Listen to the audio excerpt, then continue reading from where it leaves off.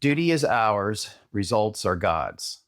In the beginning years of our nation's history, the majority of Congress was opposed to the abolition of slavery.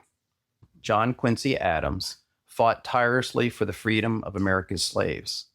For 28 consecutive years, one day, while he was leaving the Capitol building, a reporter stopped him and asked why he kept pushing for emancipation of slaves when it seemed hopeless.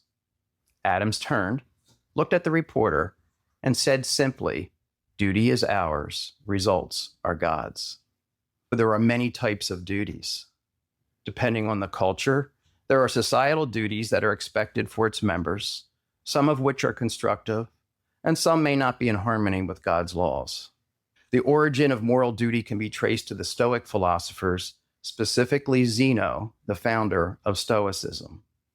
At the heart of Stoic philosophy lies the concept of duty. George Washington affirmed this concept of duty when he said, "Human happiness and moral duty are inseparably connected." And Helen Keller added, "Many persons have a wrong idea of what constitutes true happiness. It is not attained through self-gratification, but through fidelity to a worthy purpose."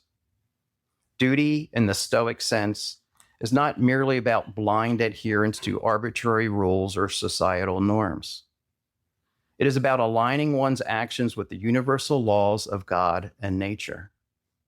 Stoicism defines four cardinal virtues: wisdom, courage, justice, and temperance. These virtues serve as the guiding principles for fulfilling one's duty. And Mark Twain provided us some wise advice. Do something every day that you don't want to do.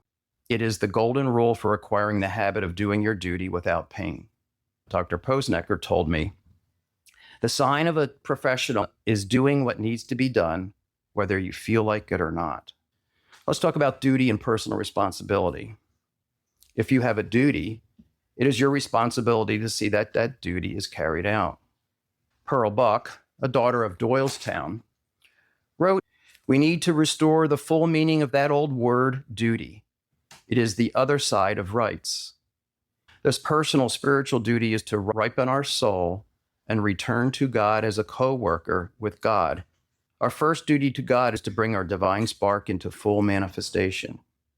This spiritual obligation to ourselves is intricately tied to how we treat and interact with others. It is about accepting what we cannot control and focusing on what we can control. But always remember, duty is ours, results are God's.